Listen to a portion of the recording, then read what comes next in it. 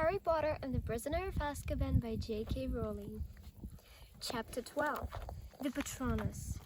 Harry knew that Hermione had meant well, but that didn't stop him being angry with her. He had been the owner of the best broom in the world for a few short hours, and now, because of her interference, he didn't know whether he would ever see it again. He was positive that there was nothing wrong with the firebolt now, but what sort of state would it be if it once had been subjected to all sorts of anti-jinx tests? Ron was furious with Hermione too. As far as he was concerned, the stripping down of a brand new firebolt was nothing less than a criminal damage. Hermione, who remained convinced that she had acted for the best, started avoiding the common room.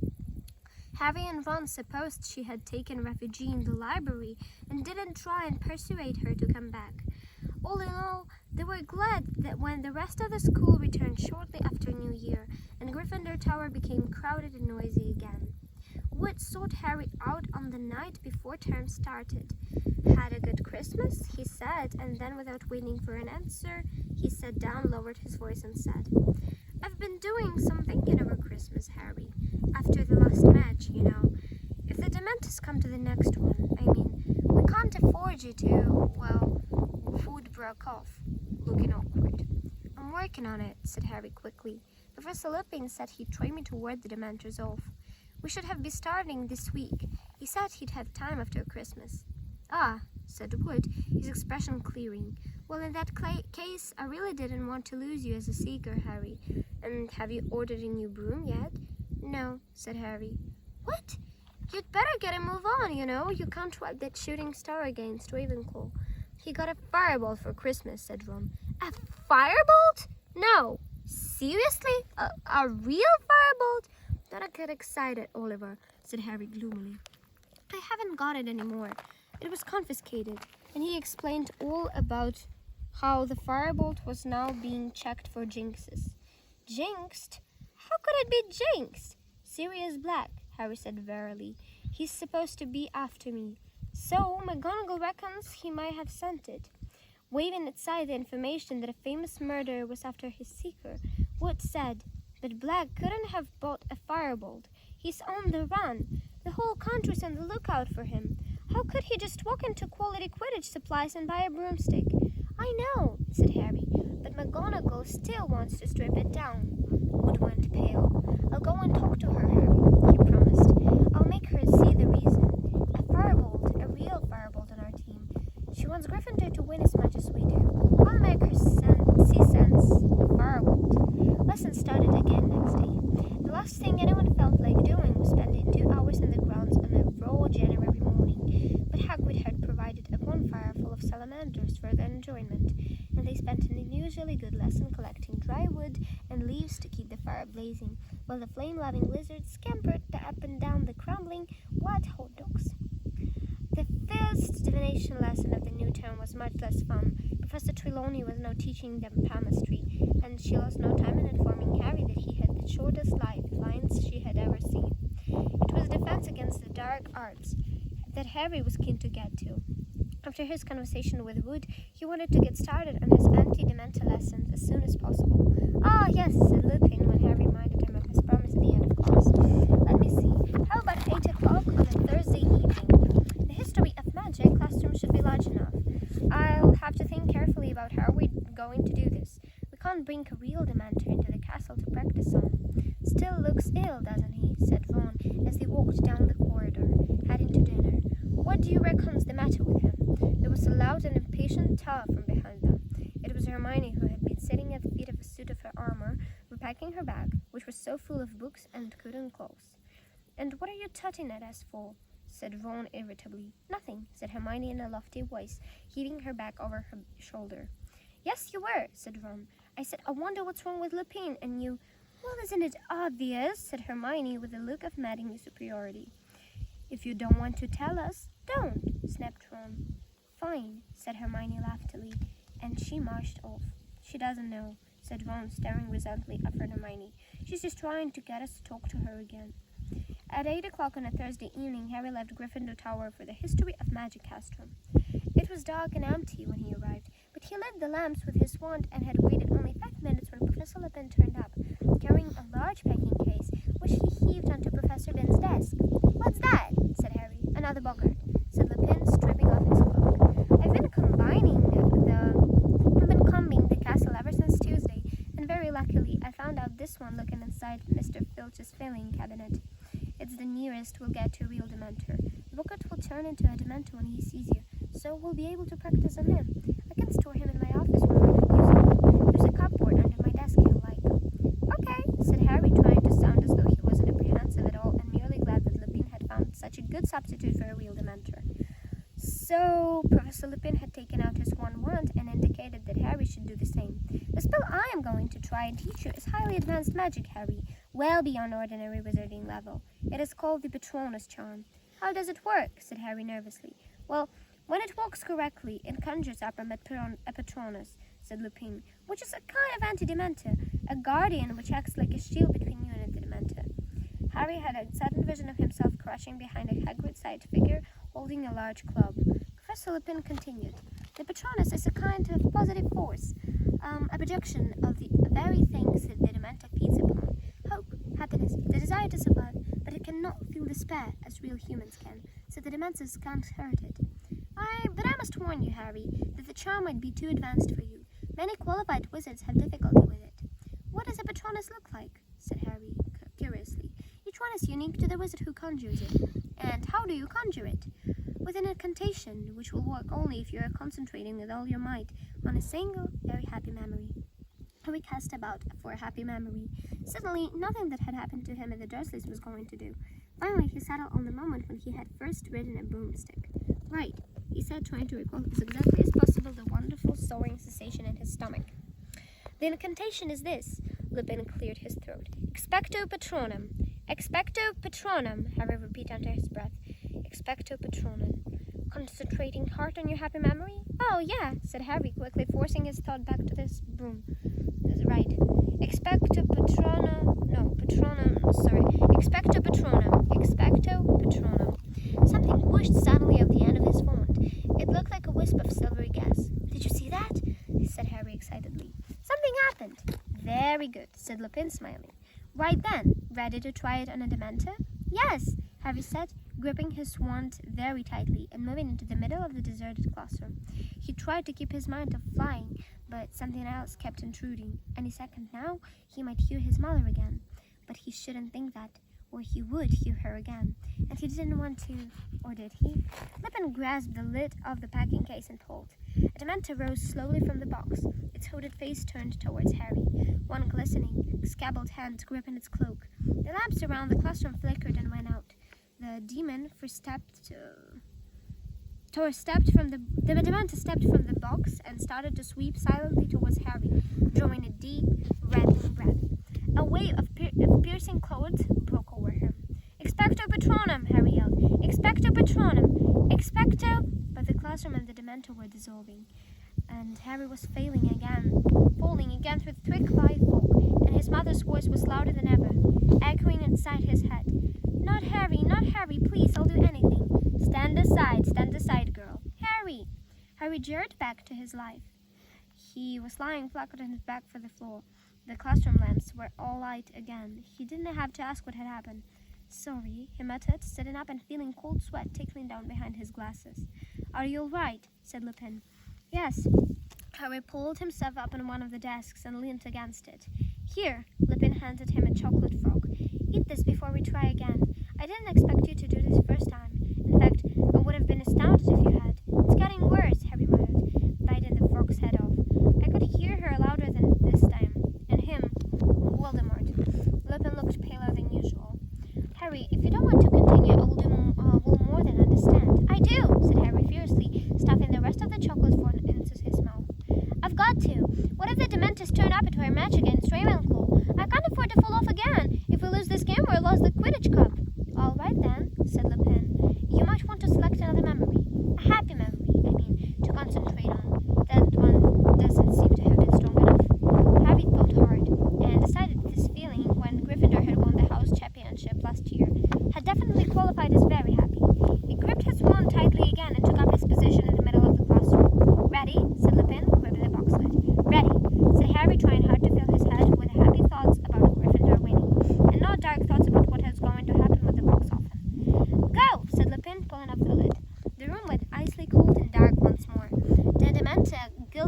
Hogwarts, drawing its redly breath. One revolting hand was extending towards Harry. "Expecto Patronum!" Harry yelled. "Expecto Patronum! Expecto Pat—" Wild fog obscured his senses. Big, blurred shapes were moving around him. Then came a new voice, a man's voice, shouting, panicking. "Lily, take Harry and a go! It's him! Go, run, I'll hold him off!" The sounds of someone stumbling from a room, a door bursting open, a cackle of high-pitched laughter. "Harry! Harry, wake up!" Lupin was stabbing Harry hard in the face. This time it was a minute before Harry understood why he was lying on a dusty classroom floor. "I heard my dad," Harry mumbled. "That's the first time I've ever heard him. He tried to take Voldemort himself to give my mom time to run for it." Suddenly, Harry realized that there were tears on his face mingling with the sweat. He bent his face low as possible, wiping them off of his robes, pretending to do up his shoelace so that Lupin wouldn't notice. "You heard James?" said Lupin in a strange voice. "Yeah," face dry. Harry looked up. "Why, you didn't know my dad, did you?" "I did, as a matter of fact," said Lupin. "We were friends at Hogwarts. Listen, Harry, perhaps we should leave it there for tonight. This charm is ridiculously advanced. I shouldn't have suggested putting you through this." "No," said Harry. He got up again. "I'll have one more go. I'm not thinking of happy enough things. That's what it is. Hang on." He racked his brains. A really, really happy family memory. One that he could turn into a good, strong Patronus. The moment when he'd first found out he was a wizard, and would be leaving their Dursleys for Hogwarts. If that wasn't a happy memory, he didn't know what was. Concentrating very hard on how he had felt when he'd realized he'd be leaving Private Drive, Harry got to his feet and faced the packing case once more. "Ready?" said Lupin, who looked as though he was doing this against his better judgment. "Concentrating hard? All right, go!" He pulled up the lid of the case for the third time, and the Dementor rose out of it. The room felt cold and dark. "Expecto Patronum, Harry beloved! Expecto Patronum! Expecto Patronum!" The screaming inside Harry's head had started again, except this time it sounded as though it was coming from a badly tuned radio. Softer and louder and softer again. He could still see the Dementor. It had halted, and then a huge silver shadow came bursting out of the end of Harry's wand to hover between him and the Dementor. And though Harry's legs felt like water, he was still on his feet, though for how much longer he wasn't sure. "Ridiculous!" roared Lupin, springing forwards. There was a loud crack, and Harry's cloudy Patronus vanished along with the Dementor. He sank into a chair, feeling as exhausted as if he'd just run a mile, his legs shaking. Out of the corner of his eye, he saw Professor Lupin forcing the boggart back into the packing case with his wand. It had turned into a silvery... "Excellent!" Lupin said, striding over to where Harry sat. "Excellent, Harry. That was definitely a start. Can we have another go? Just one more go?" "Not now," said Lupin firmly. "You've had enough for one night. Here." He handed Harry a large bar of Honeydukes best chocolate. "Eat the lot, or Madame Pomfrey will be after my blood. Sometime next week." "Okay," said Harry. He took a bite of the chocolate and watched Lupin extinguish the lamps that had rekindled with the disappearance of the Dementor. A thought had just occurred to him. "Professor Lupin," he said, "if you knew my dad, you must have known Sirius Black as well." Lupin turned very quickly. "What gives you that idea?" he said sharply. "Nothing. I just knew they were friends at Hogwarts, so..." Lupin's face relaxed. "Yes, I knew him," he said shortly. "Or I thought I did. You'd better get off, Harry. It's getting late." Harry left the classroom, walked along the corridor and around the corner, then took a detour behind his suit of armor and sat down at his plinth to finish his chocolate, wishing he had mentioned Black, as Lupin was obviously not keen on the subject. Then Harry's thoughts wandered back to his mother and father. He felt drained and strangely empty, even though he was so full of chocolate. Terrible though it was to hear his parents' last moments replaying inside his head. These were the only times Harry had heard their voices since he was a very small child. But he'd never be able to produce a proper Patronus if he half wanted to hear his parents again. "They're dead," he told himself sternly. "They're dead, and listening to echoes of them won't bring them back. You'd better get a grip on yourself if you want that Quidditch cup." He stood up, crammed the last bit of chocolate into his mouth, and headed back to Gryffindor Tower. Ravenclaw played Slytherin a week after the start of term. Slytherin won, though narrowly. According to Wood, this was good news for Gryffindor, who would have taken second place if they beat Ravenclaw too. He therefore increased the number of team practices to 5 a week. This meant that with Lupin's anti-Dementor classes, which in themselves were more draining than 6 Quidditch practices, Harry had just one night a week to do all his homework. Even though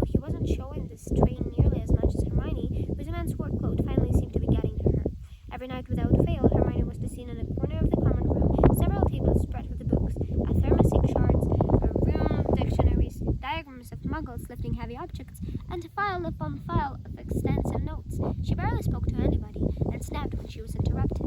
How was she doing it? Ron muttered to Harry one evening, as Harry sat finishing a nasty essay on undetectable poisons for Snape. Harry looked up.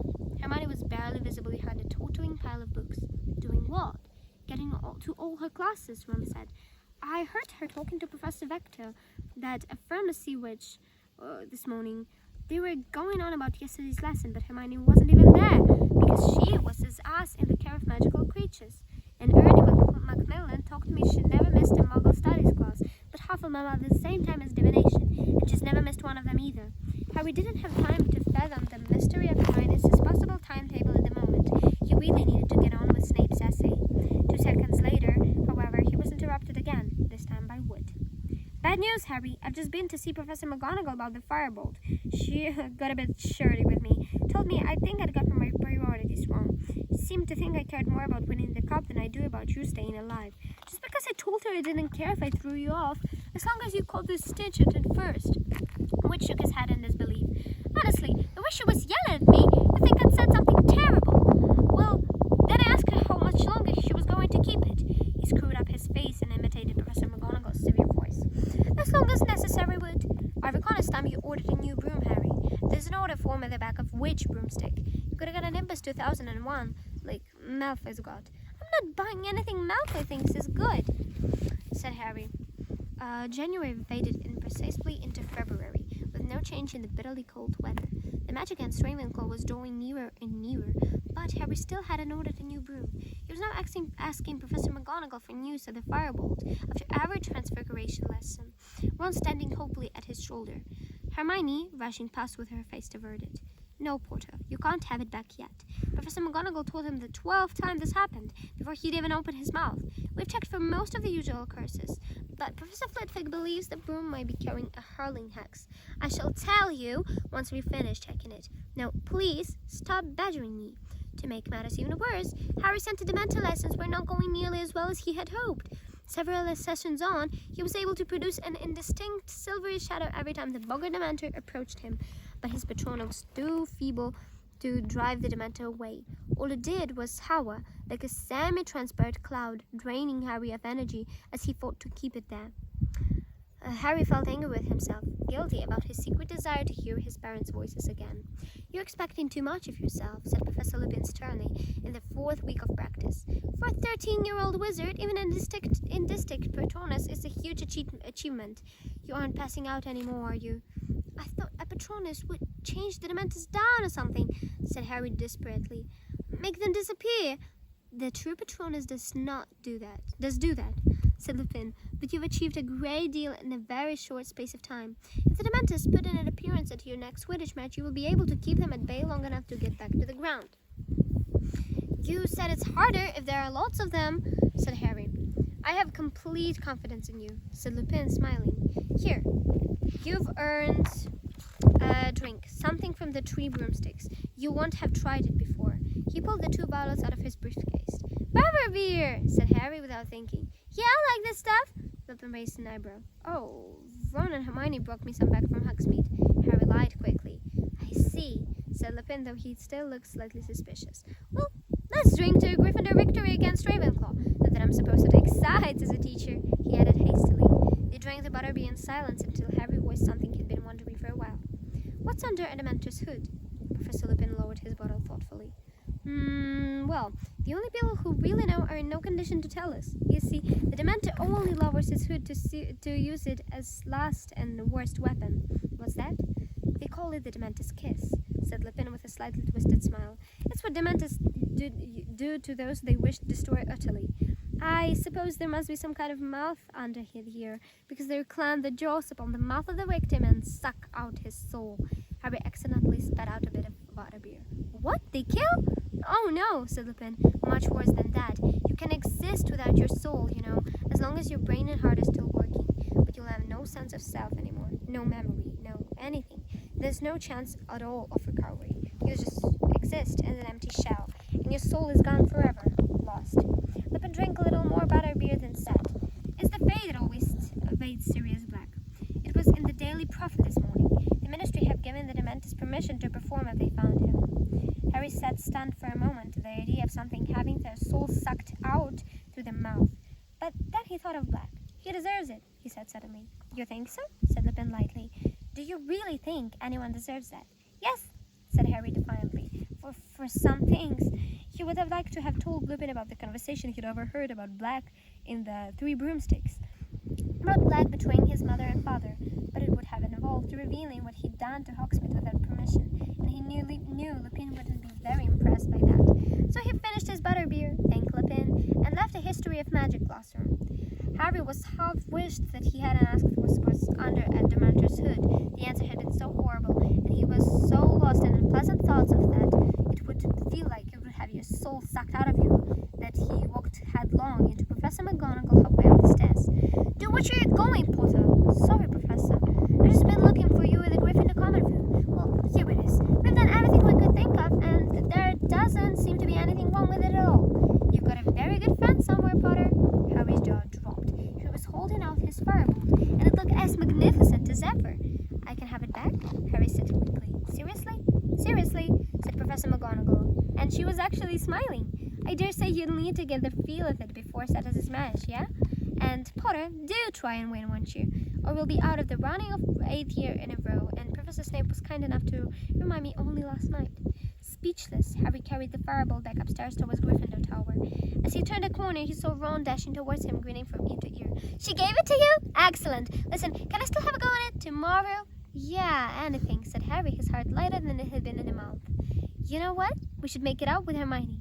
She was only trying to help. Yeah, all right, said Ron. She's in the common room now, working for a change. They turned into the corridor to Gryffindor Tower and saw Neville Longbottom, pleading with Sir Cadogan, who seemed to be refusing him entrance. I wrote them down, Neville was saying tearfully, but I must have dropped them somewhere. A likely tale, rolled Sir Cadogan. Then spotting Harry and Ron, good even, my fine young yeoman. Come, clap this loon in irons. He's trying to force entry to the chambers within. Oh, shut up, said Ron, and he and Henry drew level with Neville. I've lost the passwords, Neville told them miserably. I made him tell me what the passwords were he was going to use this week, because he keeps changing them, and now I don't know what I've done with them. Odds bodikins, said Harry to Sir Cadogan, who looked extremely disappointed and reluctant, swung forwards to let him into the common room. There was a sudden excited murmur as every head turned the next moment. Harry was surrounded by people exclaiming over his firebolt. Where'd you get it, Harry? Will you let me have a go? Have you written it yet, Harry? Ravenclaw will have no chance. They are all on clean sweep 7s. Can I just hold it, Harry? After 10 minutes or so, during which the firebolt was passed around and admired from every angle, the crowd dispersed and Harry and Ron had a clear view of Hermione, the only person who hadn't rushed over to them, bent over her work, and carefully avoiding their eyes. Harry and Ron approached the table at last. She looked up. I got it back, said Harry, grinning at her, holding up the firebolt. See, Hermione, there wasn't anything wrong with it, said Ron. Well, there might have been, said Hermione. I mean, at least you know that now that it's safe. Yeah, I suppose so, said Harry. I'd better put it upstairs. I'll take it, said Ron eagerly. I've got to give Scabbers his rat tonic. He took the firebolt and, holding it as if it were made of glass, carried it up away the boys' staircase. Can I sit down then? Harry asked Hermione. I suppose so, said Hermione, moving a great stack of parchment off a chair. Harry looked around as he cluttered the table. And the long Thermosy essay on which the ink was still glistening, the even longer Muggle Studies essay, explained why Muggles needed electricity, and at the Rune translation Hermione was now poring over. How are you getting through all this stuff? Harry asked her. Oh, well, working hard, said Hermione. Close to. Harry saw that she looked almost as tired as Lupin. Why don't you just drop a couple of subjects? Harry asked, watching her lifting books as she searched for her Rune dictionary. I couldn't do that, said Hermione, looking scandalized. A third man looks terrible, said Harry, picking up a very complicated-looking number chart. Oh, no, it's wonderful, said Hermione earnestly. It's my favorite subject. But exactly that wonderful about Thermosy had Harry never found out. At that precise moment, a strangled yell echoed down the boys' staircase. The whole common room fell silent, staring, petrified, at the entrance. There came hurried footsteps, growing louder and louder, and then Ron came leaping into view, dragging with him a bedsheet. Look! He bellowed, striding over to Hermione's table. Look! He yelled, shaking the sheets in her face. Ron, what? Scabbers! Look, Scabbers! Hermione was leaning away from Ron, looking utterly bewildered. Harry looked down at the sheet Ron was holding. There was something red on it, something that looked horribly like blood! Ron yelled into the stunned silence. He's gone! And you know what was on the floor? No, said Hermione in a trembling voice. Ron threw something down into Hermione's rune translation. Hermione and Harry leaned forward. Lying on top of the weird spiky shapes were several long ginger hairs.